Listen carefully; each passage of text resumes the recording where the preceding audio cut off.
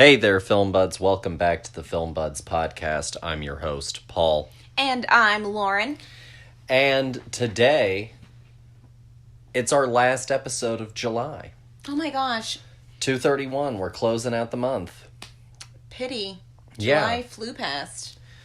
Yeah, I mean, it flew past, but also, I mean, it has been a chock-full month. Mm-hmm. I mean, you think back to where we started with July 4th weekend, which was actually July 1st. That's also why it's been so long. Mm-hmm. And we did All the President's Men and Do the Right Thing all the way up to now. And it's been a pretty dense month of content. I mean, it's... how many weekends has it been now? I guess this is the fifth weekend of the month? Yeah, so it'll be like 10 movies when it's all said and done.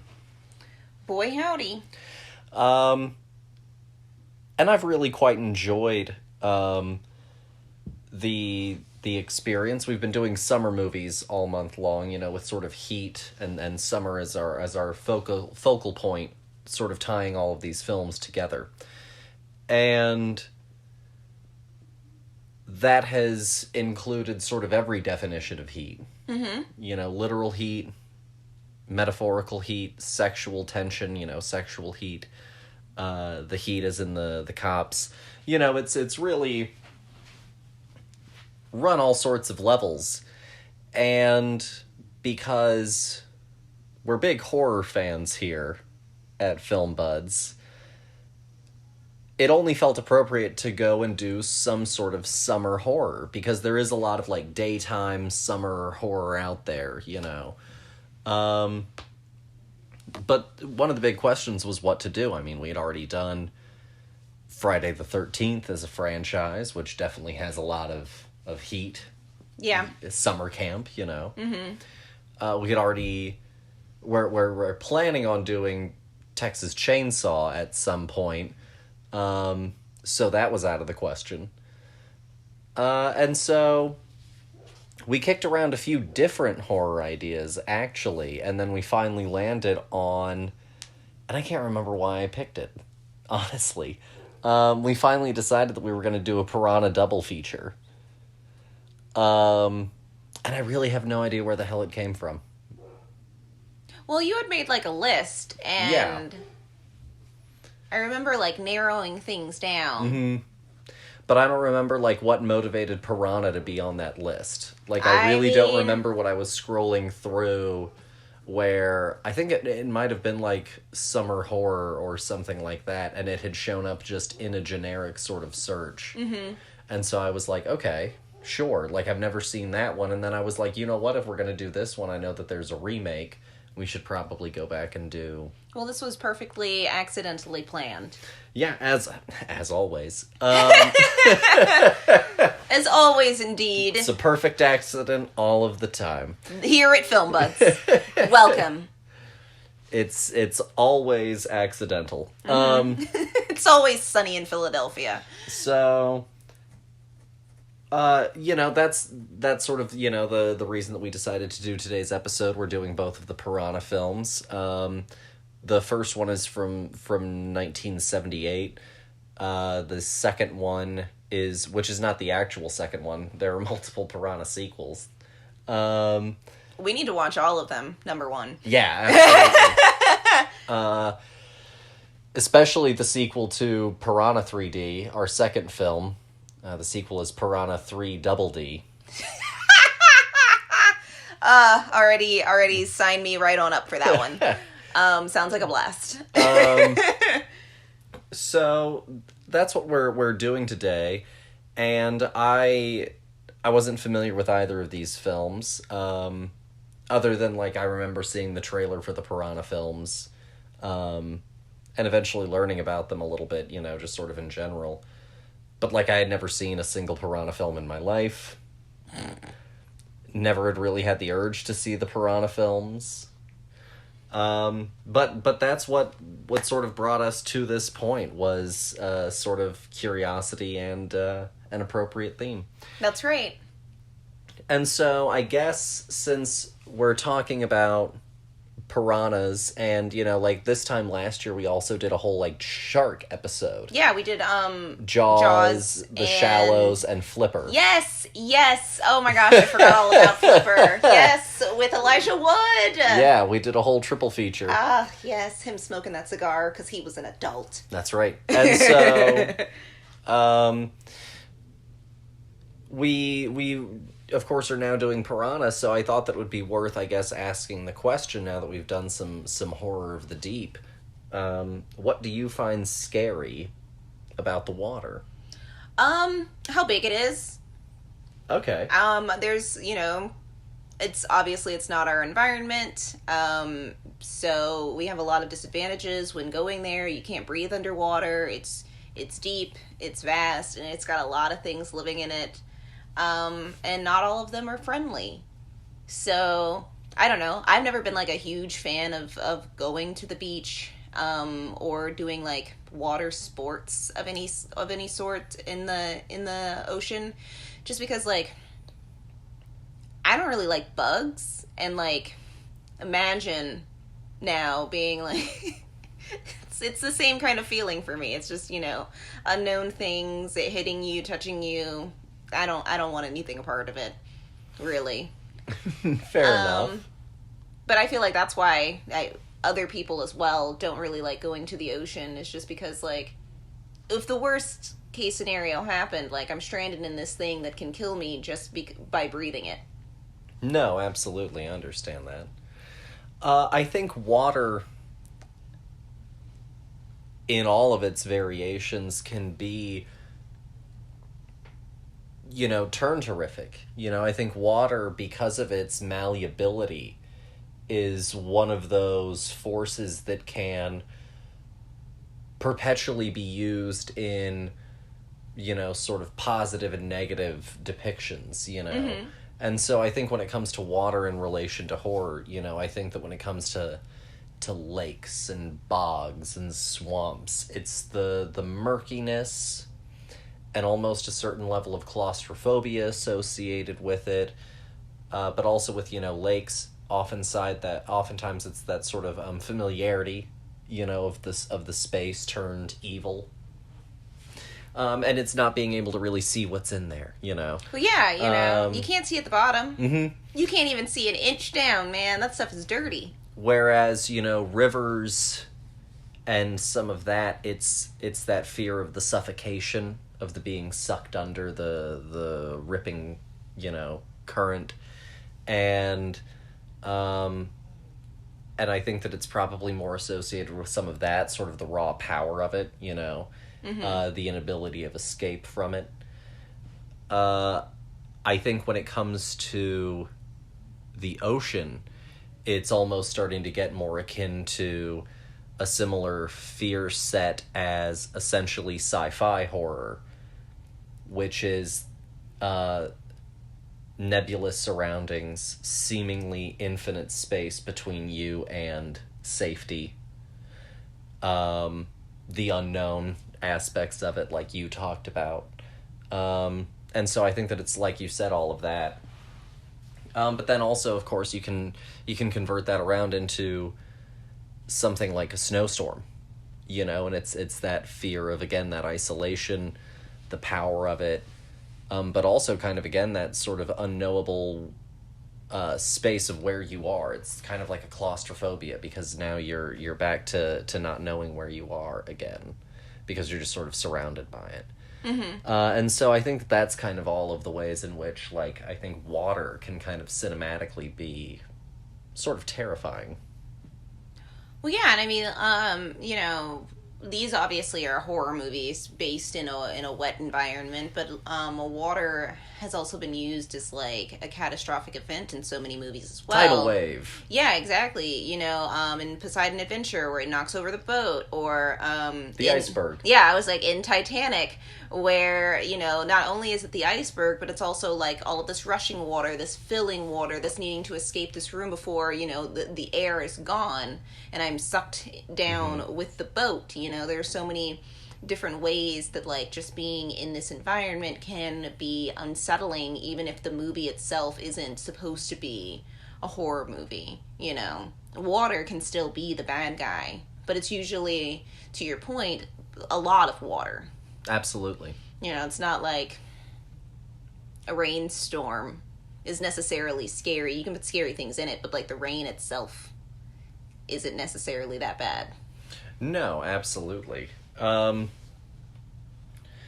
And so it's pretty interesting, and I was just thinking about sci-fi horror and sort of ocean-based horror. Look at James Cameron; he's done The Abyss, he's done Aliens. Look at Jaws, look at Alien. Structurally, we've got more and less characters sort of going on, but not dissimilar. It's a force of nature. It's man versus nature. Well, yeah. Some of the other themes at play are different, and some of the dressing is different, but like the overall sort of the reason it works at both levels is because they're tapping into the same idea. Well, yeah, but at the end of the day, it's also an environment that is foreign mixed with some kind of predator. Yeah, an ultimate killing machine. Yeah, exactly. Whereas like in the ocean, I think because people are less familiar and less steady in the ocean as just a whole, we can just pull on the fact that like sharks are scary. Yeah. Piranha are scary. Whereas in space is an infinite thing that we don't know, and you can be more creative. I think like nobody's gonna just like make up a sea monster that also isn't steeped in lore as well. No, absolutely. And I guess with that, I was sort of questioning what I wanted to use as my lead into the discussion. You know me, I had to do something. You had to learn something. Damn it. And so I decided I would do two different things. They're both very brief. That's the benefit for y'all. It's a fun episode today. Woo! I wanted to do a little bit of discussion on sort of the misconception of predators. Delightful. And also a little bit of history on the Aquarena. Cool. I'm looking forward to learning about the Aquarena. You should be. So, for a little bit of background, of course, animals in general, including big game and predators, have been used in storytelling since the practice of humans telling stories began. It makes sense. They told stories based on the world around them, and so they conceptualized everything about their world with animals. That's why there are myths of humanity living on the back of a great turtle. They knew that there was the ocean, they knew it was a giant landmass, and so it was a great turtle. And man versus nature is, of course, one of the classic underpinnings, like we already talked about, of story. Moby Dick, any story of a great hunt from classic, tribal cultures and things like that. What's that movie called? The Revenant, where it's him against the the bear? Yes, perfect. And so, it's primordial. It's baked in. Because that was also our first foe on a certain level. One of our first others were animals. Until we mastered animals and started treating ourselves like animals. And so, we'll get to that. And so, overall, though, in the course of history, predators have now received kind of a terrible reputation as vicious man-eaters. Mindless killing machines. Yeah. That sort of thing. Something to constantly be afraid of. And, obviously, it's a predator. You should approach it with the amount of respect and fear that title brings. But there are also people who have just the entire misconception about what they should be concerned about on a certain level because of that. And so I just wanted to throw out some sort of general information. So, as a general rule, if we're talking about an animal that we associate most with like a cinematic predator that also kills the most people per year, it's snakes. Just by bites? Yeah. Copy. Probably also some constriction. I would imagine, in there. Oh, yeah, with big snakes like anacondas and whatnot. It's probably far fewer than the bites, but... I think it's probably all venom-based. You know, somebody trying to get a snake out of wherever, their garage or something. Exactly. You know? There are some estimates that vary, but it's somewhere in the ballpark of about 50,000 to 100,000 people per year annually from snake bites. The actual greatest killer of people annually are mosquitoes. Oh, that makes sense because they carry diseases. For context on some of the and like some of those estimates are like 500,000 Okay. for mosquitoes. Wow. 500,000 people. Oh. Honestly, what have mosquitoes done lately? We can get rid of them. But let's talk about some of the great cinematic predators that people probably think of. Sharks. Yes. 6 kills per year. Wow, okay. Wolves. 10 per year. Amazing. Lions. 22 people per year. Crocodiles. The second most after snakes at 1,000 per year. That's all those people living in gator territories. Well, and they could go into the ocean. You know, some crocodilians can go into the ocean. Some are saltwater. You also have Nile crocodiles. And so, you know, they're pretty far spread. No, yeah. I mean, honestly, they're in Asian countries as well. They haven't changed much since they were made, so, you know. They're another perfect apex sort of killer like the shark. Yeah. So, let's talk about some things that kill people more than some of the other big game animals or big predators that I just listed. Hippopotamuses kill 500 people per year. Ah, that's insane! Oh my god. I mean, I knew that they were really dangerous. You know who else kills 500 a year? Is it dolphins? It's elephants. Oh. Bananas. I think that that's really interesting that they're also kind of like the same size and generally in the same areas of the world. And one of the other top killers of humans in the world, tapeworms. Oh. About 700 people annually from tapeworms. Fascinating. So, with that in mind, attacks are more common than fatalities. You do get a lot of attacks, and I'm sure the attacks are very traumatizing, but you get far more attacks than fatalities in general. Piranha attacks are definitely more common than piranha fatalities. And typically, piranha-associated deaths are attributed to secondary factors, i.e., you got bit in some sort of way and you drown. Okay. So, apparently, this year, which I guess is a sort of freakish year because it was big enough to get noteworthy sort of news attention, supposedly 4 people have died and 20 have been bit. From piranha? Wow. But think about that. It's less than sharks. It's less than lions. It's less than elephants. It's far less than tapeworms. So... We're gonna make the new horror icon be tapeworms. It's perfect body horror. Worms emerging from your body. I mean, like, we can go and we can really start talking about, like, different kind of parasitic worms. I mean, there are graphic content warning, I guess, a little bit right here.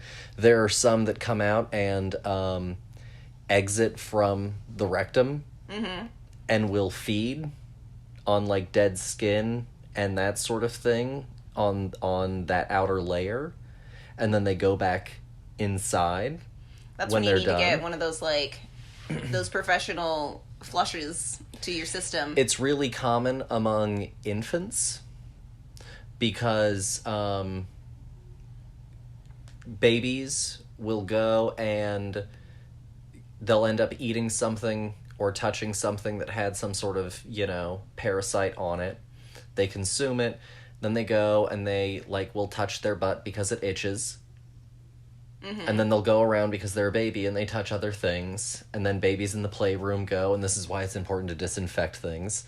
And so it's really common among infants, and one of the key ways is, if you ever see here's a fun fact for you, haha.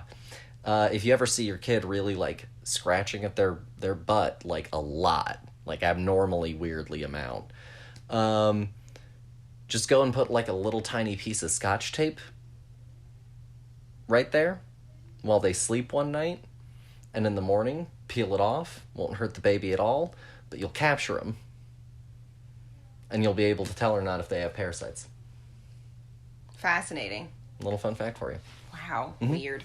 But this is perfect body horror territory. No, for sure. And it's also something that we haven't done yet, to my knowledge. So food for thought. Mm-hmm.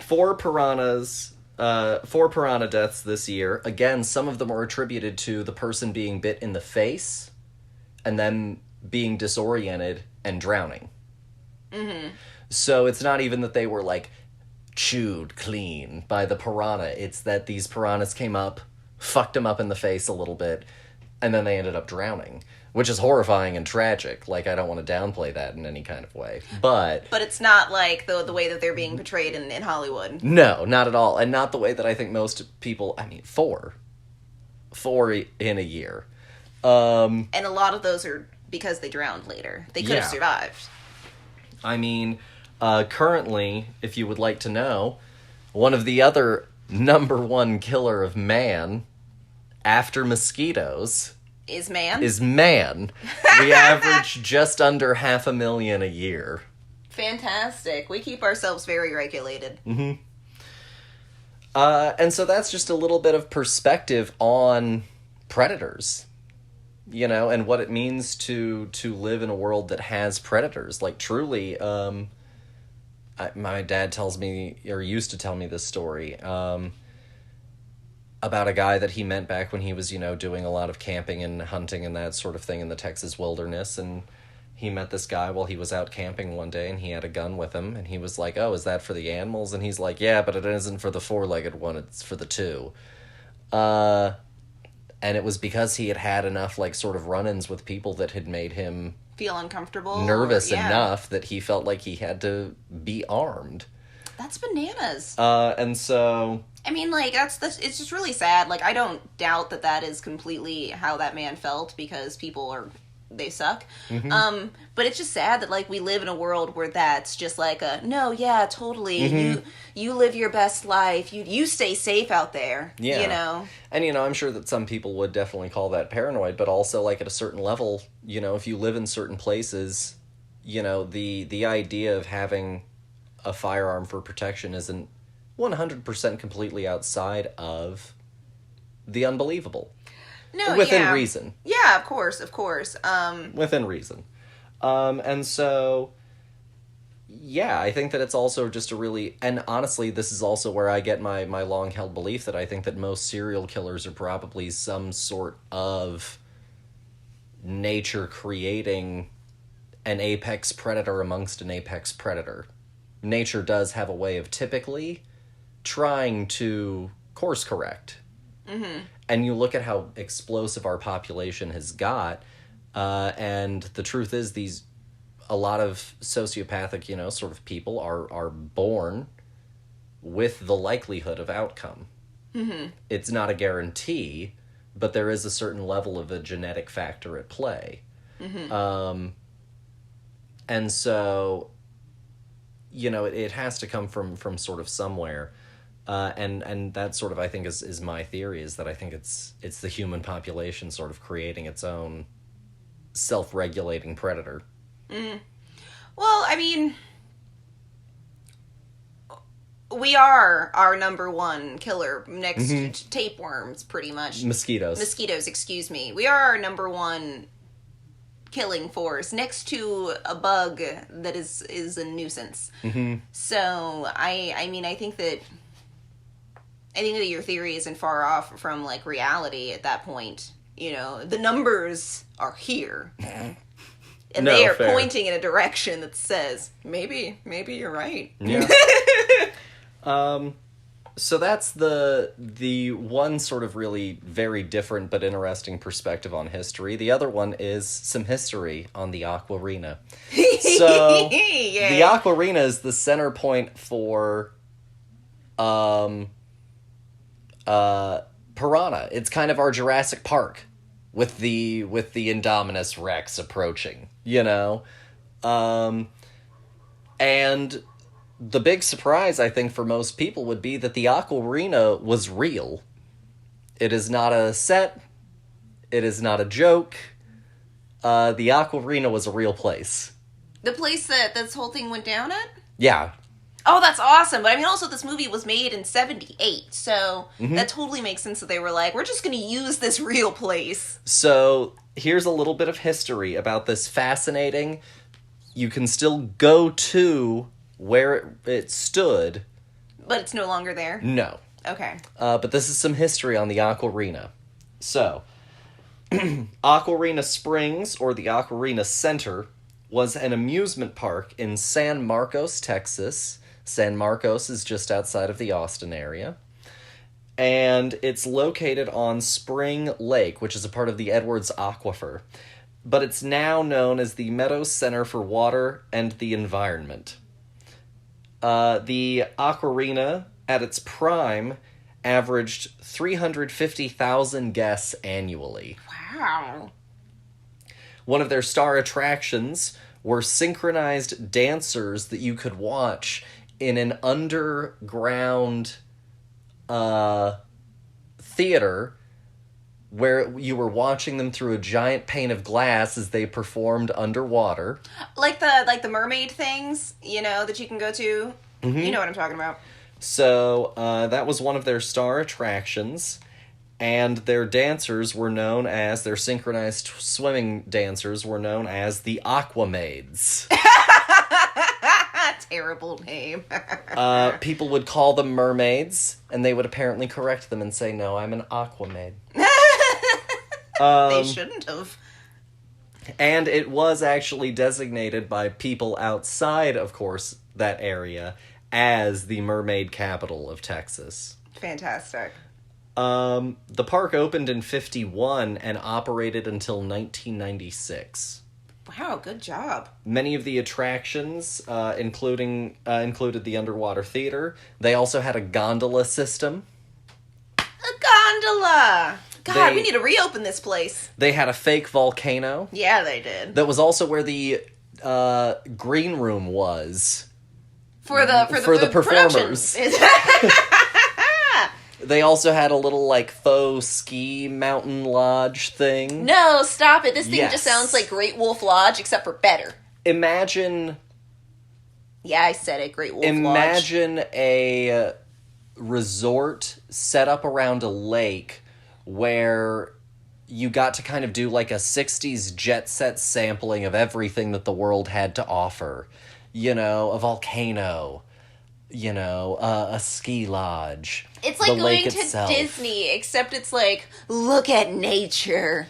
The spring network that the Aquarena was a part of, however, is ultimately considered a critical habitat.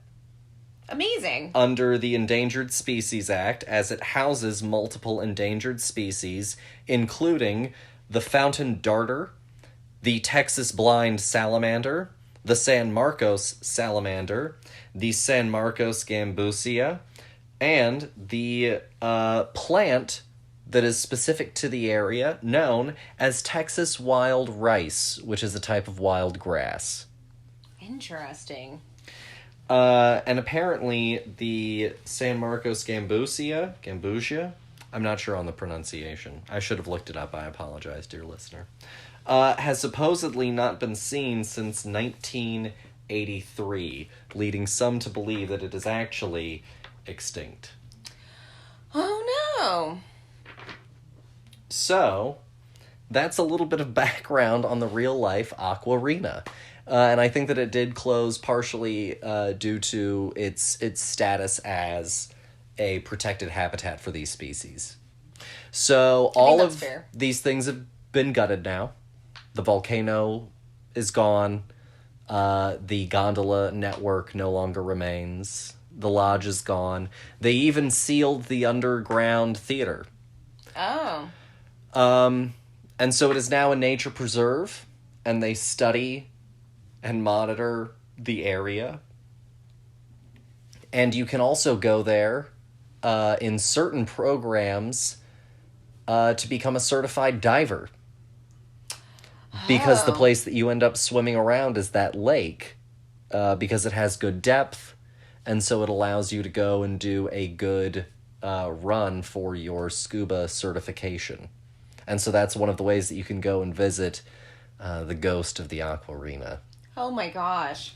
See, I think I want it to be more like the abandoned amusement park in Spirited Away. I want it to be like that, where like everything's still there, but it's like overgrown now. Some of the buildings do still stand, and you can see where nature has overtaken them. Oh, it's I'm just a more lot interested of the big structures have been removed to help improve nature, but not everything could be removed.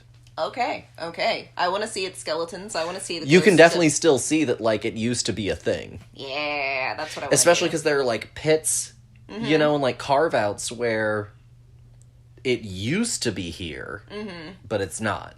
Oh, interesting. It's gonna look like The Last of Us. Mm-hmm. I'm interested. So, without any further ado, I guess we should go ahead and start talking about the movie itself. Yes. So, Piranha came out August 3rd, 1978. It runs an hour and 34 minutes. It is rated R. It's directed by Joe Dante. It is written by Richard Robinson and John Sayles. The cast includes Bradford Dillman as Paul Grogan, Heather Menzies as Maggie McKeown, Kevin McCarthy as Dr. Robert Hoke, Dick Miller as Buck Gardner, Barbara Steele as Dr. Mengers, and Bruce Gordon as Colonel Waxman. And the plot is when flesh-eating piranhas are accidentally released into a summer resort's rivers, the guests become their next meal. Dun dun dun! And so, without further ado, dear, what did you think of Piranha? I really enjoyed this movie, honestly. I had never heard of any of these movies before this entire endeavor, but also, like, I didn't grow up watching horror, other than really, like, Jaws truly was probably the horror movie of choice in my household. But yeah, no, I had never heard of this, like, knockoff version of Jaws that's taking itself very seriously. And I think that's one of the best parts about it as well, is, like, you have such a goofy premise, with any of movies like this, and to find some way to, like, make it serious and make it, real. You know, like, I completely believed that there was this man who was a scientist who was with a government organization to make, you know, medically enhanced piranha to be used during Vietnam. Like, I totally got that. And you know, it just happened, as they always do, be near something that these kids were hiking to, and they were like, let's go skinny dipping in this place that's off limits.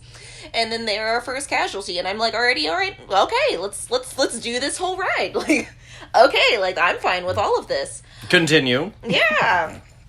And, like, I loved the whole idea of Maggie McKeown, going and, you know, being this really weird reporter woman. PI yeah, figure. who's like trying to figure out what happened to these. They want me to investigate. The parents want me to find out what happened to their children. Yeah, I don't know why they chose her, but, like, you know, good. Everybody has to start somewhere. And she was enthusiastic about it, so, honestly, probably most people were like, they died on the mountain. Click, you know. No, honestly, and she was like, I don't think that's right. And she was like, you know what? even if they died on the mountain, you deserve to know that they died on the mountain. Yeah, really go-getter energy. She reminds me a lot of, like, Nancy in season 2 of Stranger Things, where it's just like, she's really trying hard, but, like, maybe the world hasn't given her enough shots yet. Newswoman Nancy. Yeah, exactly. Newswoman Nancy, indeed. And no, I really enjoyed the cast. I thought that everybody was really interesting. And for, like, what it is as a movie made in 1978, I thought that it was pretty scary. You know, they had some really interesting shots. I thought that they used, what they had, obviously, available at the time really effectively. We never got too many looks at the genetically enhanced piranha, but I think that was probably for the best, because you know that they were just puppets of some sort. I imagine that they were honestly, I imagine they were all on sticks. Oh, probably. And it was just a whole bunch of people, probably with, like, 2 at a time. Mm-hmm. Just doing a whole bunch of just that. No, yeah. But I would definitely, I was waving my hands like a moron. He was very, very vigorously. I was airboxing, I guess. Yeah. Like those old, that old 80s toy where you had to, like, punch Rock'em Sock'em Robots. That's exactly what your fists were doing, yeah. Rock'em Sock'em Robot hands. Yeah. This is an audio medium, so I thought I would paint a picture with words. I'm sure they appreciated it. I'm sure all of the listeners appreciated all of this, you know. It really paints the whole picture for you. But no, yeah, I thought that this movie was great. I really enjoyed, like, the whole journey with it. I thought that there was some fun character development. The deaths were pretty meaningful for the most part, until obviously you have to have your climactic scene at the end where, like, there's a whole bunch of people and a whole bunch of piranha. Yeah, essentially the big final moment is really the equivalent of the mid-movie bloodbath in Jurassic World. Mm-hmm. You know, Jurassic World uses that as, like, your mid-movie point, and your big final battle is, like, the showdown with the Indominus. Mm-hmm. This movie saves that big climactic, the Predator finally gets to the park, as the end point. Mm-hmm. No, and it's just a really fun ride. Honestly, I really enjoyed this movie a lot. I didn't recognize a lot of people in this movie, but it's also kind of like a weird time frame in history for me, you know, of movie history. So, but honestly, I don't mind seeing new faces in stuff. This is also, I guess we should also jump into this a little bit, if I may. Yeah, sure. You know, this is also from Roger Corman. Now, that may not mean a lot to you. For some people listening in, for others, they'll go, yeah, I already knew that, you idiot. That's why I'm listening. And so, Roger Corman was, like, the king of B-movie productions. Mm-hmm. You know how James Gunn always talks about his Trauma years, where he was at Trauma Studios churning out B-movies? Mm-hmm. And Lloyd Kaufman and all of that. Kaufman is essentially of the same vein as Corman. Okay. Roger Corman churns them out. I mean, if you go and you look at his IMDb, I think that he has, like, 500 credits listed to his name. Woo-hoo-hoo! And it's because he was churning them. His studio just cooked these things up and burned them, you know? And that's how he made gold, was being a premier B-movie studio producer. Mm-hmm. And so that's a little bit of the background there, and that's also, no offense to any of these good people, also why they're a little bit less familiar to you, is because we are watching something that is purely fully made from the B and C cut of things. Yeah. You know, and this is also where Joe Dante, we know Joe Dante, of course, from Gremlins and Small Soldiers and some of his later work, but this is also where Joe Dante as a director is cutting his teeth. Mm-hmm. And if you think about it, Piranha is right up there with Gremlins. Yeah. Small creatures causing mayhem. Small soldiers. Small creatures causing mayhem. I think he has a type. And it's puppetry. and so, you know, you get known for things. Mm-hmm. You can be typecast as a director on a certain level. Yeah. And so that's kind of, I guess, some of that back lore around that. Bradford Dillman, our Paul Grogan, is a wonderful poor man's Warren Beatty. Oh, yeah. He's an incredible poor man's Warren Beatty. He looks like him. He's got, like, the performance of Beatty down. Like, he's perfectly a poor man's Warren Beatty, and I mean that in the most admiring way possible. I thought that he did a great job with what he had.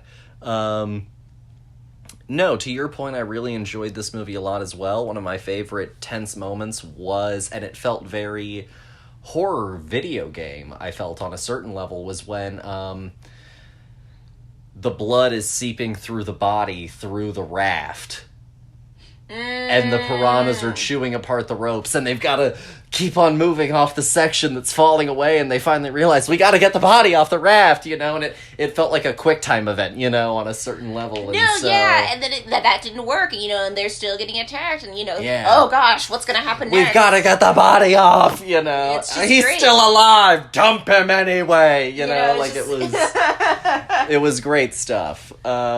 And so I really enjoyed that aspect of it. One thing that I did want to ask you was, it's on a certain level that parody of Jaws. How well did you feel that it parodied Jaws? Because actually I have a very particular opinion on where I think it got its structure, and I don't think it's Jaws. Okay, so, this Piranha film, I do not... Other than it being based in water and there being someone who's like, we can't close down the lake. No, yeah. Other than those things, no. This isn't a Jaws movie. This is kind of Jaws in the sense where they were like, we're gonna take a razor sharp creature of the deep and make a movie around it, and we were like, all right, that's the thing that makes it like Jaws. But even at the end, there's, military interaction in this movie and stuff that's, definitely not happening in Jaws at all. Jaws is, really, they have the whole boat scene near the end, and that just doesn't happen in this movie, at all. What movie do you think this movie is more riffing off? I think that it is structurally almost identical to a kind of George Romero zombie movie. Okay. We've got the government site where there was the testing and the leak and the creation, and now the man-eating thing is on the loose, and the government is trying to downplay it while our group of survivors are trying to save the town, or but nobody what believes have them you. Because the thing is just so outrageous. How could and this then possibly finally be it happening? gets there at the end of the day, and and they're too late, but they're able to still save the day, by killing the horde. Or so did they? Yeah, or so they think. And there's the evil government person who wants the experiment to continue. It's just a Resident Evil movie. And so it's kind of like the original George Romero, The Crazies, which is like, military plane goes down into water, leaks into groundwater, causes zombie plague. Mm-hmm. Similar concept here. Mm-hmm. And so I think that really it's following more of like a George Romero zombie structure than Jaws. I think that that's fair, but I think that also, I think that that's a solid structure as well. Oh, no, it works. Yeah, no, it works perfectly, because even in this context, it doesn't matter what the thing is, what the, the context is, the base beats, the chapter headings don't have to change. Which is ultimately also, I guess, if you boil it down, kind of the same idea at play with Jurassic World. Right? It's man-made cataclysm. Because they thought force of nature. They thought that they could control this thing. On a headwind toward man. We even get the paramilitary dudes getting wiped out in Jurassic World. Oh, yeah. And it's also this, these things are being trained to be used in a military fashion, also like this movie, No. Yeah, and we got our bloodbath, yeah. No, for sure. But no, I think that it's definitely solid, but I agree with you. I think that it is more of that kind of structure than a Jaws structure, because also other than this movie being I guess written in a more play, I guess, fashion like Jaws. Like it's a really script heavy movie. You know, we're talking a lot. They're on that raft for a long time, really. Oh god, that scene with the old man talking to his dog, it was so funny. It was absolutely hysterical. I was like, this is just a really good moment to watch this character die. And I was like, man, you know, you don't have scenes like this anymore. We cut like straight to the nitty gritty of it. We don't just have this moment of this drunk man out here fishing, chatting with his dog about, you know, how the dog he used to have, and wasn't this story funny? And why aren't you paying attention to me? This is exactly how people talk to their animals. Well, or you should. You know, they are people. Thank you. But no, yeah, I really just enjoyed the heck out of this movie a lot. I really don't have any like major notes about this movie. It was just a really solid horror movie, a la the kind of scariness, I guess, of like a Jaws. Mm-hmm. And you know, like it's solidly a B movie as well. Mm-hmm. You know what you're coming for. And it's good. Yeah. So, how would you compare it? I did mention, of course, Joe Dante's other films. How would you compare it to, if you had to rank this amongst, like, let's just do Gremlins and Small Soldiers. Just rank the three. Oh, I mean, you know me. I love Gremlins. I think that Gremlins is a great movie. Yeah, I mean, that's like a childhood classic for you. Yeah, and Small Soldiers, I think that... Oh, this is difficult. I think that this, of his oeuvre, is a very for adult audiences, where, like, the other two aren't. Have a fanciful nature. Yeah, they're based around, you know, the one is, our main character is this teenage boy, you know, who likes this girl and who gets this pet. And then Small Soldiers is all about, you know, this kid who gets this toy, you know, and shenanigans ensue after. It's a warfare thing between these two, you know, different types of toy. I think that where this leads into those is like the idea of orchestrating this like organized pandemonium. Chaos. Yeah, this chaos, you know. How do we elongate this moment by not repeating ourselves, but still making an organic flow of chaos through this thing, you know? What's the next scene? And the scene after that, you know? How do we continue to make an entire movie based off of Piranha or these gremlins, you know? How do I make a full structure out of this? And I think that, honestly, I think that this falls really nicely in there. I think that it's funny, though, that he keeps, like, getting, you know, with time, a younger and younger audience. I find that fascinating. But at the end of the day, it's almost like the same type of person. Mm-hmm. You know? No, for sure. I guess, I mean, if I had to, like, rank them, I don't know. I feel bad, but I feel like Piranha's going to be last, because I really enjoy Small Soldiers, a weird, twisted movie. And, like, I love Gremlins. You know, but I think that this movie is still really solid.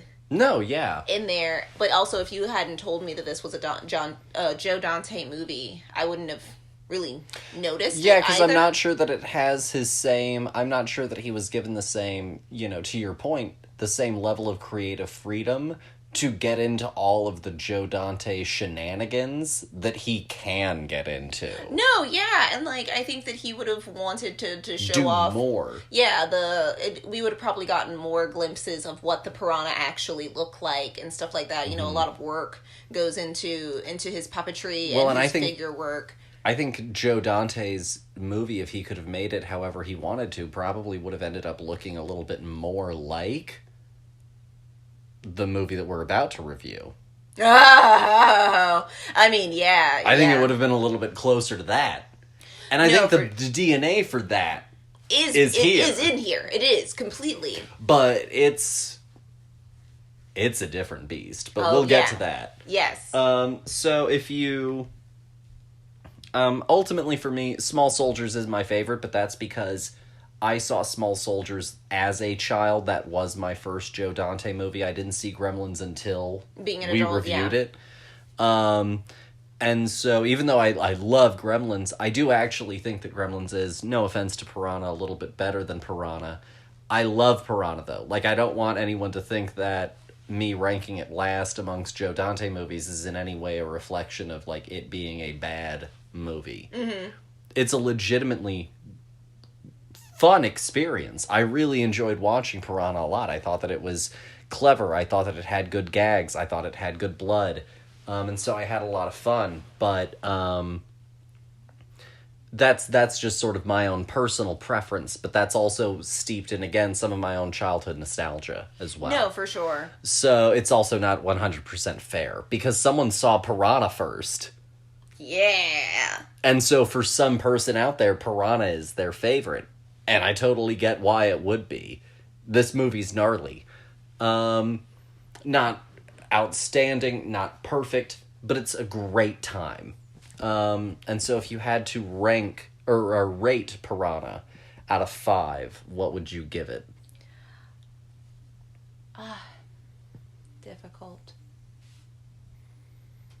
I'm gonna give this movie a 4.5. Oh, okay. Very generous. Well, I've been heeing and hawing between a 4 and a 4.5, and I was like, well, if I'm dabbling with a 4.5, I might as well just go for it. Yeah, I think that this movie is really solid. You know, obviously not all of it works all of the time, but it's a movie made in 1978. Like, what do you expect? You know, you get what you get sometimes, but that doesn't mean that this is bad. It just has, it has a little bit of age on it. I was going somewhere between a 3.5 and a 4. Okay. And I know that some people will think that sounds like I don't like it. I legitimately love this movie. But it's also a B movie. Yeah, and so, like, I also, I guess, don't want to set, like, an unrealistic expectation on a certain level. Not that you were doing that. But for me, that's just kind of where it lands, you know? Yeah. Like, just honestly, I think that's... But I mean, like, it's a great movie. It's a lot of fun. For sure. I would also give, like, a 3.5 probably to, like, one of the Transformers sequels. And those things are still a blast, though. Exactly, and so, like... A 3.5 for me is, like, a very honest, realistic. A 3.5 to a 4. Because honestly, I think that a 4 isn't unfair. You know, I mean, technically, I'm living... in the scale of grades, a 4 is a B. Yeah, and so, like, that's kind of where I'm living. Mm-hmm. You know, it's somewhere in that space because it is legitimately a B movie. You know, in every aspect of it. And I think that maybe this is the thing. I think that I'll go for the 3.5 to 4 range instead of the 4 to 4.5 range, just because I know that there are, even for the times, some ways that they were holding back in having fun with the premise. And I think that that's where I'll pull it back just that hair. Okay. You know what? I'm gonna stick to my original gut process. I would never ask you to change your score at all. No. Well, you know that. But honestly, like, at the end of the day, like, this movie is a 4. If we're being completely honest. No, and how about we call it that then? Perfect. Okay. Moving on, let's jump on into Piranha 3D. Woo! So Piranha 3D was released August 20th, 2010. It's an hour, 28 minutes long. It is also rated R by the grace of God, I guess. And it is directed by Alexandre Aja, and it's written by Peter Goldfinger and Josh Stolberg. The cast is Elizabeth Shue as Julie Forrester, Ving Rhames as Deputy Phelan. Christopher Lloyd as Carl Goodman. Jerry O'Connell as Derek James. Stephen R. McQueen as Jake Forrester. Jessica Shore? I should have looked up this pronunciation as well. I apologize. As Kelly. Kelly Brook as Danny. And Adam Scott as Novak. The plot is, and here's, since I always just tag it on at the end, I'll try and do the whole plot in the voice. After a sudden underwater tremor sets free scores of prehistoric man-eating fish, an unlikely group of strangers must band together to stop themselves from becoming fish food for the area's new razor-teethed residents. Amazing. Thank you. Amazing. Jolly good. So, I'll go ahead and jump into this one. Okay. Where to begin? We watched the first one. Mm-hmm. And I liked the first one a lot. And it was a B movie, and it was a lot of fun. And, horror remakes get a very bad reputation. What are you gonna do with it? How are you gonna handle the source material? And I think that the success of Piranha 3D is that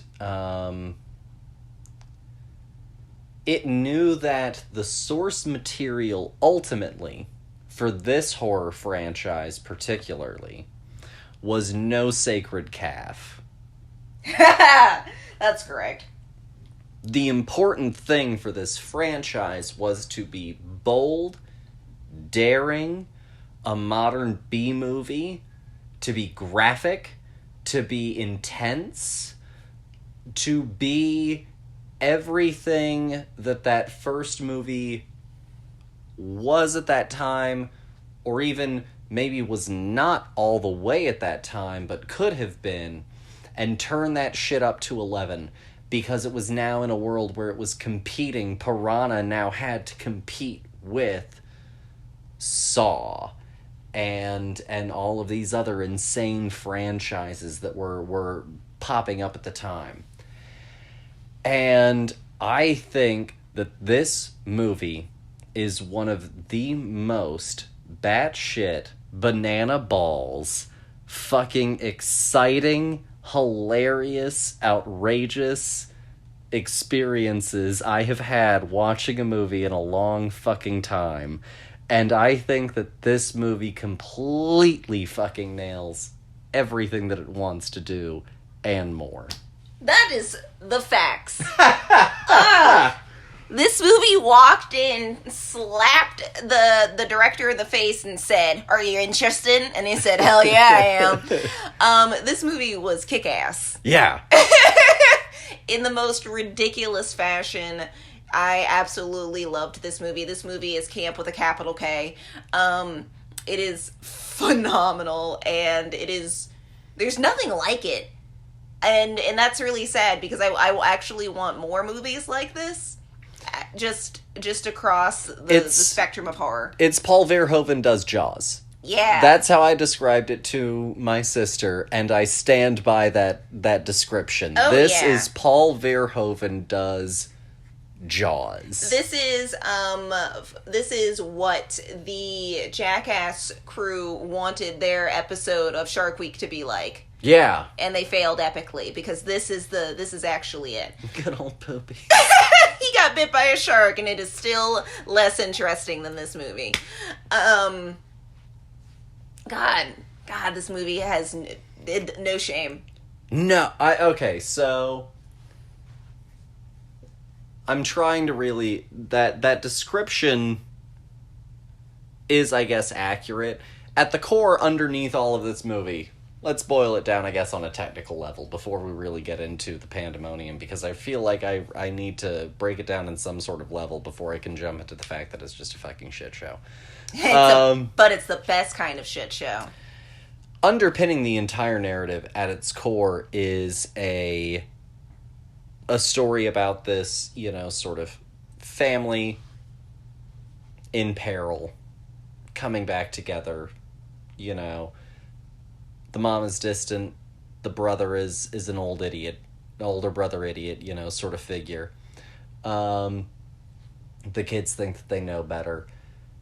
But the movie also ultimately decides that these types, these tropes, and we are going to play those tropes like a fiddle in favor of, instead of any pretense of caring about this, give you enough of it and give you the right actors giving you the right emotions during those moments that we can instead make the movie about belligerent spectacle.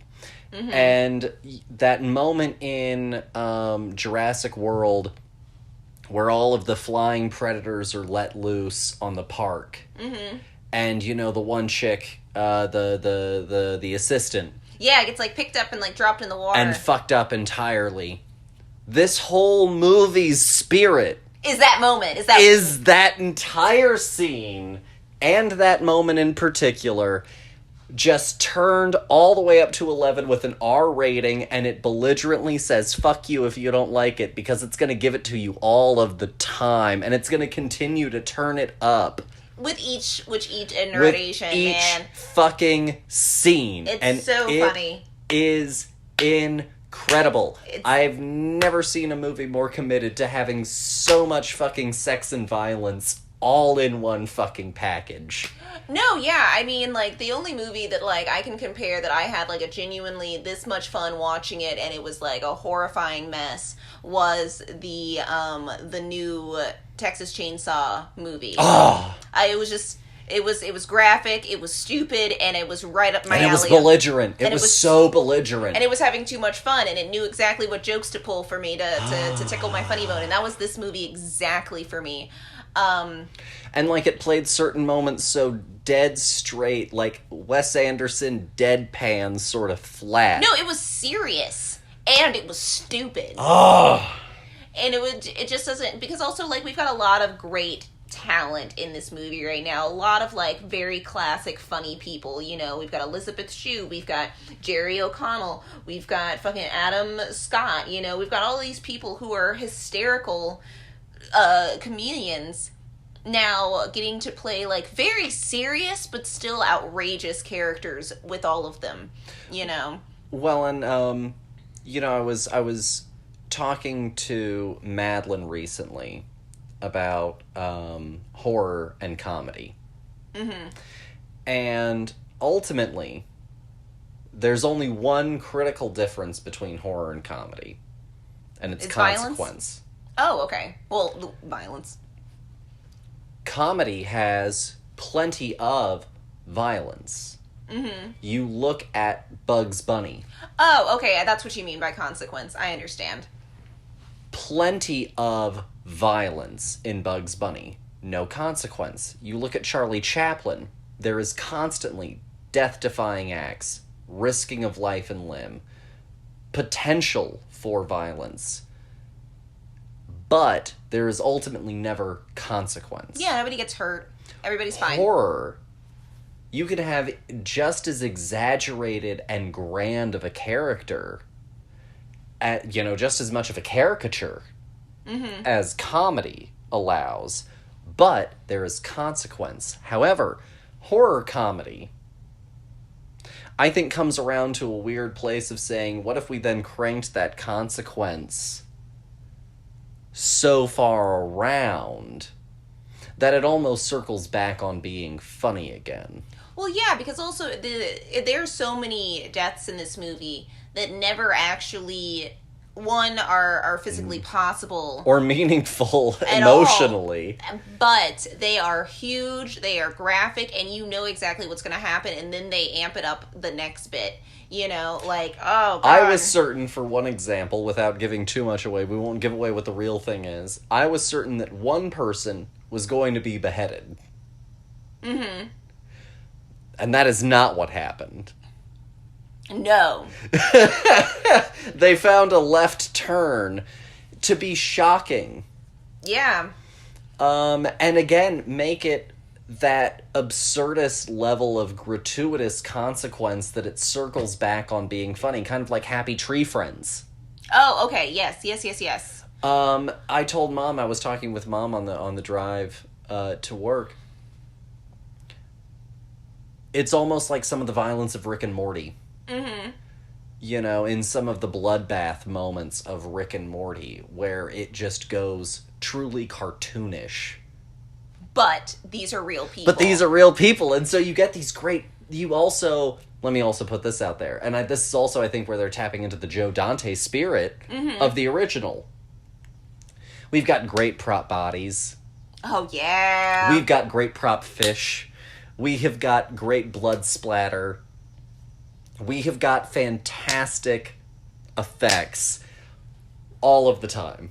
Oh. And this movie has just like the kiss of being made in the early 20-teens. Mm-hmm. It just kisses all over it, because there are times when this movie does not blend well when it comes from the reality and the CG world. There is a line, there is a barrier, and it is apparent, and it is hilarious. But I think that they also know that, like, they just have to go with it. No, yeah, and, like, there's nothing that they can do about that, and, like, some things are a little hokey, but I think that also ties back into the original, just, like, this whole concept. This is what we have. Yeah, exactly. You're gonna deal with it. I love the fact that they also found a different way to bring the piranha into the situation, and from the original, yeah. Yeah, and I, you know, as a viewer, I went, totally okay. Yeah. You know, I was like, this is also what somebody would probably think would happen. You know, it's this subterranean cave, a la almost every version of Kong, where they're like, they're the other Kongs in the inner world verse. But it's it's this cave that you know, opens up, and these prehistoric piranha from the before times come out and are the worst kind of piranha that have ever existed, and it's absolutely fantastic. This movie has Christopher Lloyd playing classic Christopher Lloyd in it. Amazing. You can't have so many funny people in this movie and not think that it's supposed to be a comedy. Yeah. You know? It's also not afraid of nudity at all, but I think that it is perfectly put into this universe because it is also set around, like, spring break. Yeah. You know, spring break, girls gone wild, this kind of energy. Of course, then in this situation, we would have gratuitous nudity because it's a bunch of people drinking and partying and having a good time. It's bacchanalia in every level. Yes. You know, it doesn't feel out of place whenever you see it, you know, and it's never like, it's not too much, but it's also, you know, it's appropriate. Well, and also I think that sex and violence are always so conflated together because of ultimately the intimacy of both. Well, yeah, it's not like it's not like shooting somebody at a distance, you know, like you are a part of that situation, but like that other person isn't. Whereas like with sex, like with most horror violence, it is like I've got an instrument that is probably sharp of some nature and I am coming towards you with it, or I'm coming at you with something else, but we're here, I can touch you. Well, and I think that also sex has the potential to be both upsetting and funny. Oh, I mean, that's also completely fair as well. Sex is sometimes just funny. You know, there's just no getting around it. And so, like, I think that you also just, I think, when you're having an experience like this, the conflation of sex and violence and comedy and personality also being portrayed through all of these opportunities also help these characters paint with their nice big broad brushes of what their character is in all of these moments. And literally it's as full of sex and violence, like I said, as a Paul Verhoeven movie, as Starship Troopers, as Showgirls. And honestly, I think just as perfectly balanced and just this appropriate amount of like not giving a fuck about nudity, but also knowing that like there is a limit as well, and we can't just have people walking around naked in our entire movie and like call that it. It would lose its luster. We have to sneak it in here and there in order for it to still be titillating and still be interesting. Everything is a narrative weapon. Exactly, yeah. If you are a filmmaker, everything is a narrative weapon at your disposal. There is no thing that you can't pull out. Everything from a paper cut to nudity to a mass shooting, everything on that spectrum is a weapon to pull out and use the correct way to convey something. Because without direction behind the idea, it's just something thrown at the wall and you hope that it sticks. But you know what? That kind of helps land a little bit more of that whole idea of everything everywhere all at once. See? There we go. Everything is a narrative weapon. But no, this movie was just an absolute blast. I haven't cackled this hard. Since Barb and Star. Since Barb and Star, honestly. Like, this movie just had me crying, laughing. Like, my stomach hurt after this movie because it was just such a good time. We literally didn't watch anything else. I personally didn't want to watch another thing because I knew that I had already watched the best thing that I was going to watch tonight. Peaked. It was so good. And like obviously as all movies should have, this movie is not for everyone. But if you enjoy something that is stupid funny, then you will enjoy this movie, because also not the whole thing isn't stupid. There's a lot of like really interesting character work happening. And they know how to shortcut everything. They've got their actor chorus, and they've got their ridiculous comedian chorus, and we've got our serious and we've got our funny, and they never cross paths. They do not go back over. And it's perfect. They all do a smashing job the entire time, and they set up the dominoes quickly. Yeah. They do a really fast job of setting up where everything is going to go, and then they just go, boom. Within 10 to 15 minutes, this thing is cooking. So, will I recommend this movie to a lot of people? Hell yes, I will, because everybody needs to watch this movie. Do I think everyone will like it? No. But everyone should just go on a journey for a movie that ultimately, I'm astounded it's not NC-17. No, honestly. I'm floored. Especially for the time period that it came out in. Sweet God. Oh my God, people saw this movie in theaters. I won't give any more information than this, but people went to this movie, saw it in theaters, and were treated to, in 3 fucking D, a 20-foot long fucking dick on the screen. Once you put it on a fucking movie screen. No, I know. It's just the way you said it. And so, like, they really just fucking went for this thing in full, man. No, yeah. And it's insane. I mean, obviously, it's not going to be 20 feet on your TV. No. But back when this thing came out, if you saw it on the biggest screen possible, there was a fucking 20-foot dick in the 3rd fucking dimension. The 3rd fucking dimension. Because of the glasses, because of the movie. I understand. So... a child would have been like, I can touch it. Oh God, no child was in this movie. And if you were the person who brought your child to this movie, you shouldn't have that child anymore. The courts should take it. If your child is hardcore enough to see this movie, I think your child is just a reincarnated spirit. I mean, yeah. If your child could handle this, like, I think that you just had a 40-year-old in there. No, but also, this isn't, you're not taking your child to this movie unless you're a bad parent, so, regardless of whether or not that child is ready for it. This movie is R with a capital X. Yeah.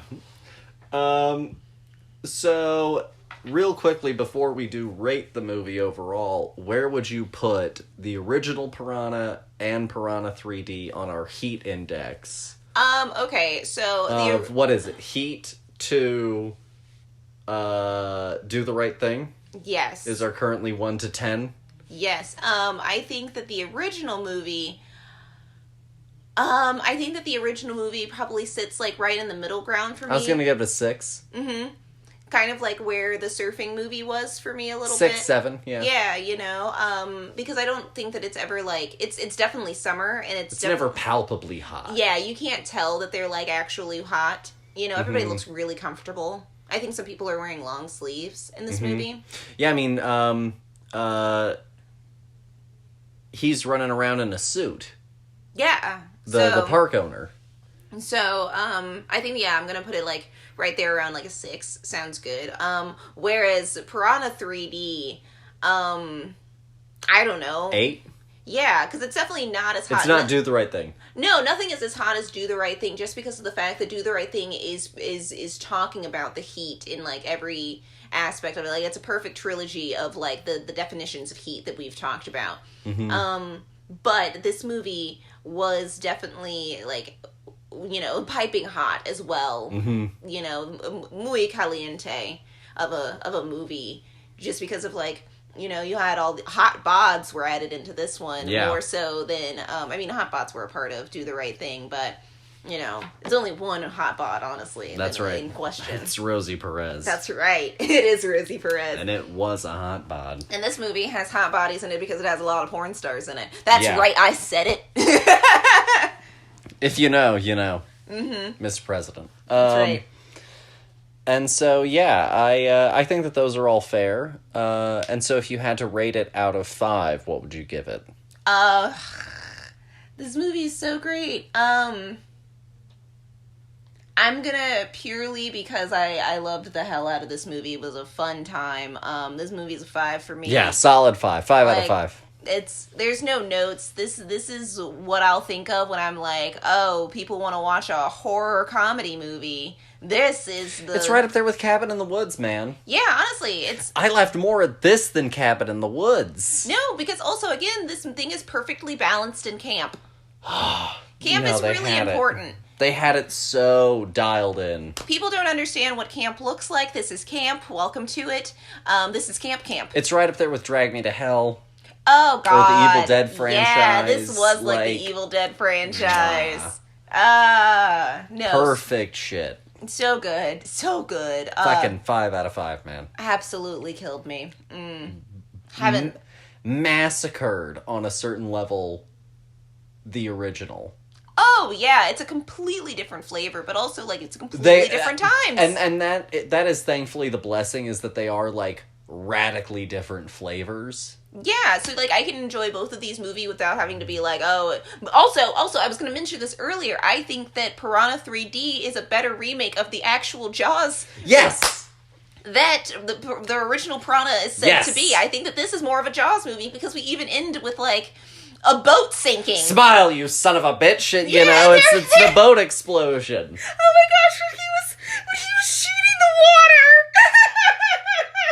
They tased the water. He had a shotgun and was shooting Piranha in the water. It was absolutely absurd. It was fantastic. Oh, god damn. I love this movie. Ving Rhames, thank you so much for being in this. He does perfect. Everyone does. Fantastic. So I guess for our final little bit of discussion, what we've watched lately, what we're watching, the only thing we've seen lately is Nope. Which is... Oh my gosh, I didn't put that on the list. I need to put that one down. Incredible. I won't say too much more about it, but I definitely suggest everyone go and see Nope, especially if you love Jordan Peele. I think that this is a great one. I may go and write something up about it. Go and watch Nope, especially in theaters. See it on the biggest screen that you can. Yeah, do that, honestly, because it's really just like an epic movie. Because it's you know, set in it's set on a farm, so like it's just land and space, and like I think, yeah, to your point, seeing it on a really big screen would like be even more impactful, you know, for that just scale of everything. Yeah. We saw it on the IMAX screen. It was great that way. Mm-hmm. Horrifying stuff. Truly, truly. That's about all that we've watched lately. As far as news, SDCC happened this weekend, San Diego Comic-Con, which is a big, annual press event. It started out as a comic convention, but eventually became a premier spot for comic book movies, and then eventually just sort of broad brush here, geek culture movies at large to premiere. Twilight has been at San Diego Comic-Con. Silicon Valley, if I'm not mistaken, has been at San Diego Comic-Con. Westworld, The Walking Dead, Breaking Bad, loads of stuff, has appeared there. And so they had their convention this last weekend. The big things, of course, were Marvel's big announcements, which include 2 Avengers movies coming out in the same year.